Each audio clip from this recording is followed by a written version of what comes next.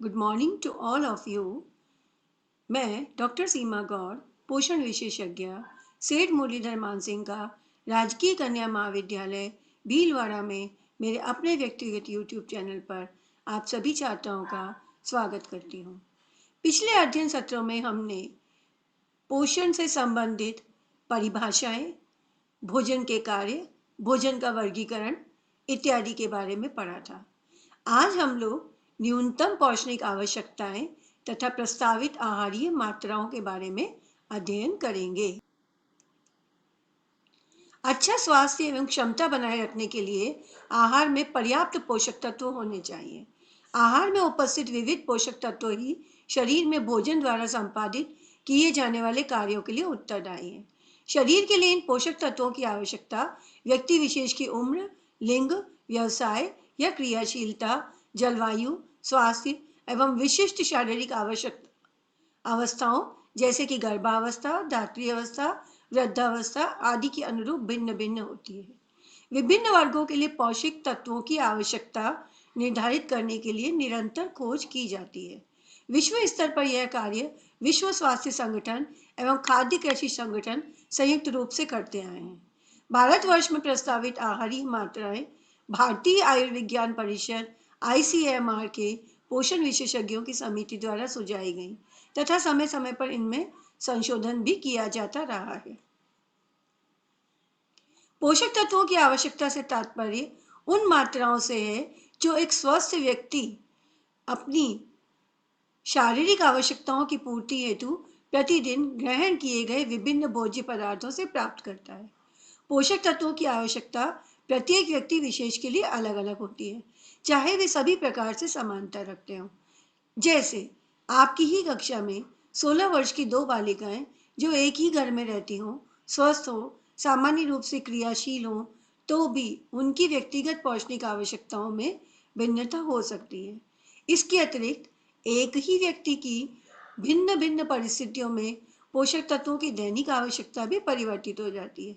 जैसे इन दिनों दिवाली का सीजन चल रहा है और आप दिवाली की त्योहार को लेकर विशेष तैयारियां भी करते हैं, तो अगर जब आप दिवाली के दिनों में बहुत अधिक मेहनत और श्रम से सफाई का कार्य करते हैं और पूरा दिन उसमें लगे रहते हैं, तो निश्चित रूप से आप किसी दिन अन्य दिनों से अधिक श्रम करते हैं और उस दिन के लिए आपकी ऊर्जा की आवश्यकता बढ़ जाती है। इसके विपरीत यदि किसी दिन आप पूरा दिन आराम करें, आपको आपका स्वास्थ्य थोड़ा नरम हो और आप कुछ काम ना करें या व्रत और उपवास करते हुए पूरा दिन आराम करें, तो उस दिन के लिए आपकी ऊर्जा की आवश्यकता कुछ कम हो जाएगी। अतः एक समुदाय विशेष की पोषक तत्वों की आवश्यकता को निश्चित करना असंभव हो जाता है। इसीलिए भारतीय आयुर्विज्ञान परिषद ने पोषक तत्वों की आवश्यकताओं को ध्यान में रखते हुए हर वर्ग के लिए पौष्टिक तत्वों की कुछ मात्राएं प्रस्तावित करी हैं। इन्हें ही प्रस्तावित आहारीय मात्राएं कहा गया है। देखिए प्रस्तावित आहारीय मात्राएं क्या होती हैं। प्रस्तावित आहारीय मात्राएं पोषक तत्वों की आहार द्वारा प्राप्त वह निरूपित मात्रा है जो समुदाय विशेष के लिए सभी व्यक्तियों की पौष्टिक आवश्यकताओं की पूर्ति का विश्वास दिलाए तथा उनके अच्छे स्वास्थ्य को बनाए रखे।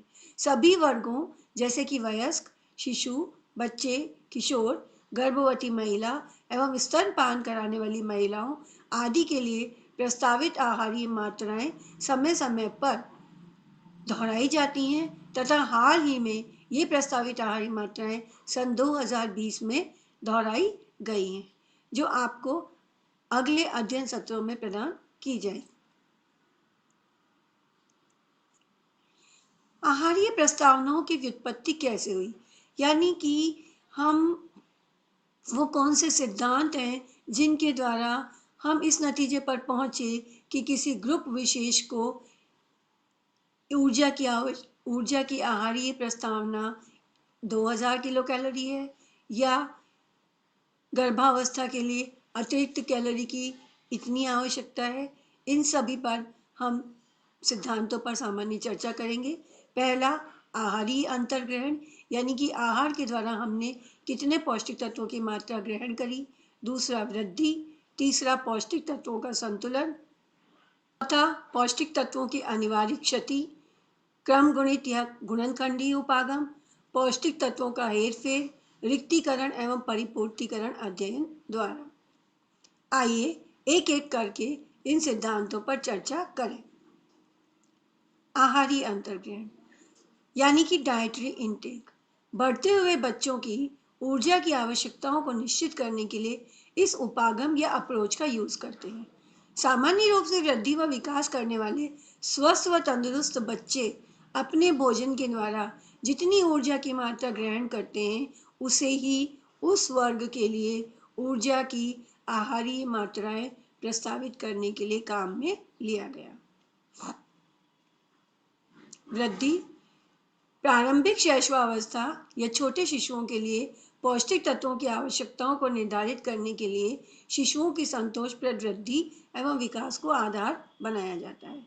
शिशु की संतोषप्रद वृद्धि के लिए स्वस्थ शिशुओं की विविध पौष्टिक तत्वों की आवश्यकता को स्तन दुग्ध के द्वारा ग्रहण की गई पौष्टिक तत्वों की मात्रा के द्वारा गणना की जाती है। इस प्रकार वृद्धि अप्रोच के द्वारा हम पौष्टिक तत्वों की आहारीय मात्राओं की गणना करते हैं। पौष्टिक तत्वों का संतुलन अर्थात न्यूट्रिएंट बैलेंस। इस अप्रोच के अंतर्गत एक वयस्क के शरीर में पौष्टिक तत्वों का संतुलन बनाए रखने के लिए उस पौष्टिक तत्व की न्यूनतम अंतर्ग्रहित मात्रा की गणना की जाती है। कैसे? पौष्टिक तत्व के संतुलन से मतलब है भोजन के द्वारा उस वयस्क व्यक्ति ने कितना पौष्टिक तत्व अंतर्ग्रहित किया तथा विभिन्न क्रियाकलापों के द्वारा उस पौष्टिक तत्व का कितना निष्कासन हुआ।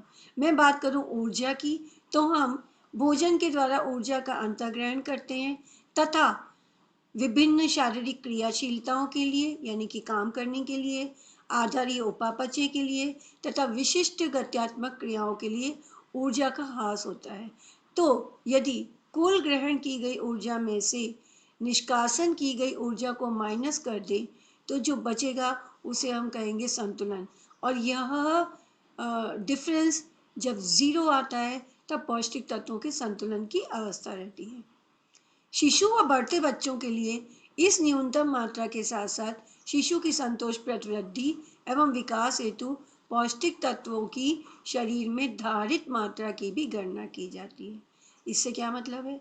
जैसे कि मैंने अभी अभी बताया कि न्यूट्रिएंट बैलेंस स्टडीज के द्वारा हम पौष्टिक तत्वों की न्यूनतम मात्रा की गणना करते हैं, लेकिन शिशु है या जो कि वृद्धि कर रहा है या किशोर वय का बालक है या गर्भावस्था है जिसमें कि कुछ ना कुछ वृद्धि हो रही है, तो इन वृद्धि की अवस्थाओं में इस न्यूनतम आवश्यकता के साथ साथ शरीर में पौष्टिक तत्व की धारित मात्रा यानी कि वृद्धि के लिए कितनी मात्रा प्रतिदिन संग्रहित होती जा रही है उसकी भी गणना की जाती है।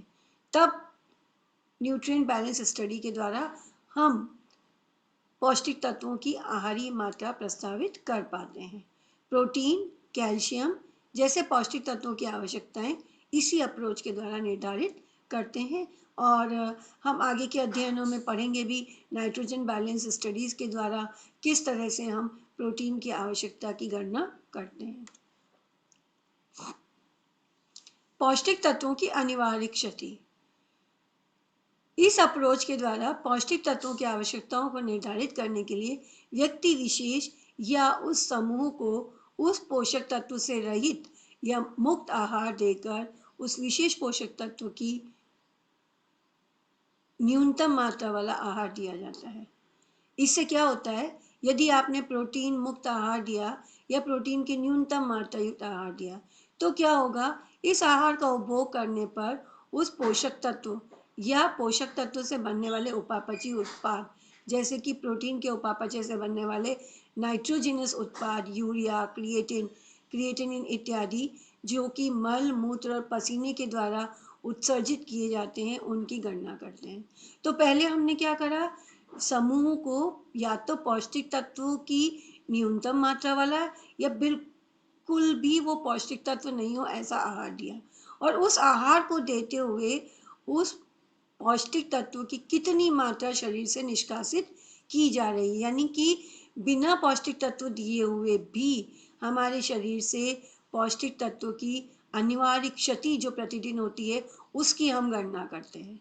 इस प्रकार पोषक तत्व मुक्त आहार देने के बावजूद भी शरीर के सामान्य उत्सर्जी अंगों द्वारा पौष्टिक तत्व या उपापचयी उत्पादों की उत्सर्जित मात्रा की गणना करके यह निश्चित किया जाता है कि उस पोषक तत्व की इतनी जो भी वो मात्रा गणना के द्वारा आई है, न्यूनतम मात्रा उस पोषक तत्व की प्रतिदिन होने वाली अनिवार्य क्षति या भरपाई के लिए जरूरी है। उस जो भी नुकसान प्रतिदिन हो रहा है अनिवार्य क्षति के रूप में, उसकी भरपाई के लिए हमें कम से कम न्यूनतम उतनी मात्रा तो प्रतिदिन लेनी है। यह जो गणना होगी 21 अवस्था के बच्चों के व्यक्तियों के लिए की जाएगी जो वयस्क अवस्था के होंगे, जिनको वृद्धि व विकास के लिए कोई अतिरिक्त आवश्यकता नहीं होगी, बल्कि खुद को मेंटेन रखने के लिए ही पौष्टिक तत्व चाहिए।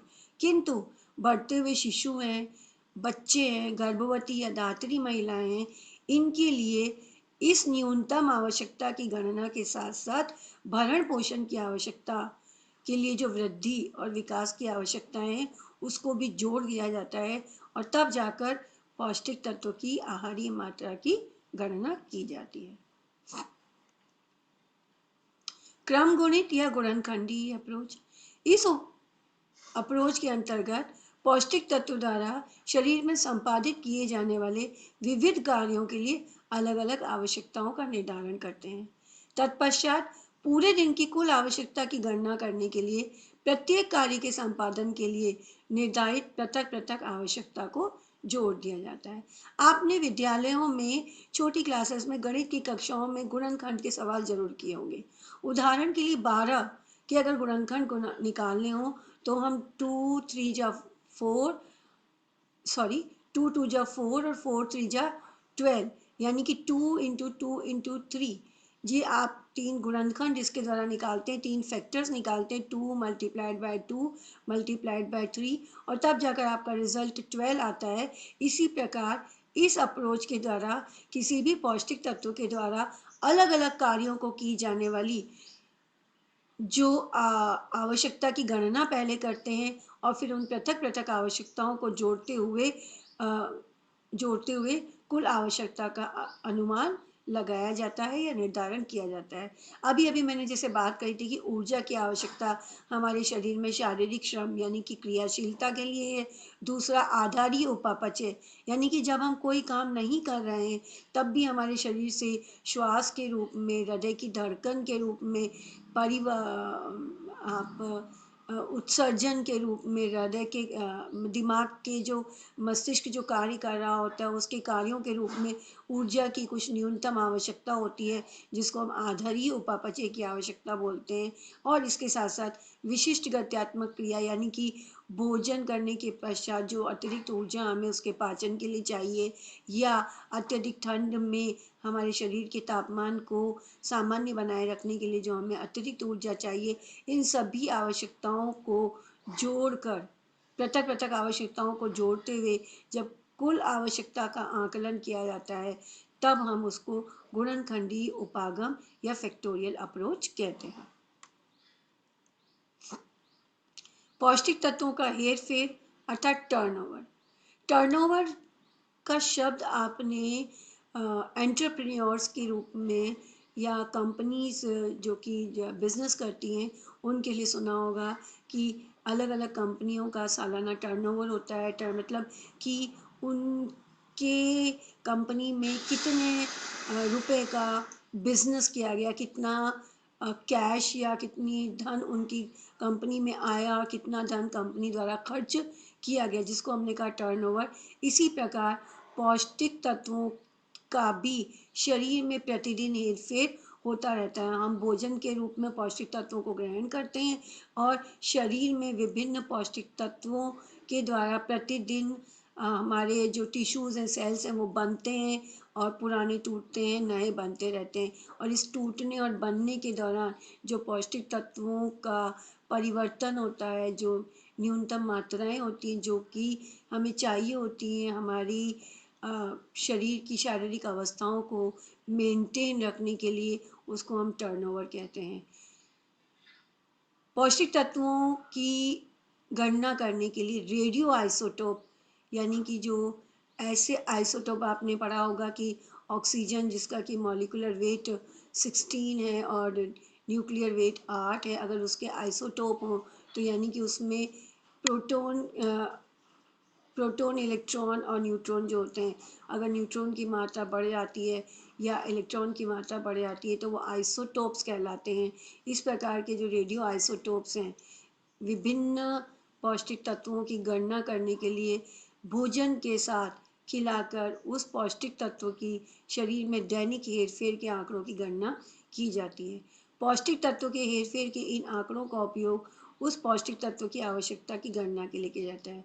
मान लीजिए कि विटामिन ए है या विटामिन सी, लोह तत्व, विटामिन B12, इन पौष्टिक तत्वों की आवश्यकता की गणना जो है वो न्यूट्रिएंट टर्नओवर के आधार पर की जाती है, यानी कि कितना विटामिन सी है जो प्रतिदिन शरीर में नया बनता है या पुराना टूटता है।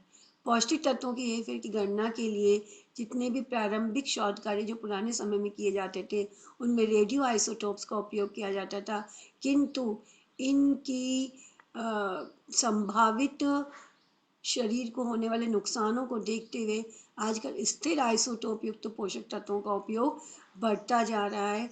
जैसे कि पानी का जो मॉलिक्यूलर वेट होता है H2O 18 होता है, लेकिन पानी का ही दूसरा आइसोटोप D2O जिसको हम हैवी वाटर भी कहते हैं का पानी के साथ कुछ मात्रा में आकलन करते हुए निश्चित मात्रा में उपयोग करते हुए जब स्टडीज़ की जाती हैं तब हम उसको स्थिर आइसोटोप युक्त स्टडी कहते हैं।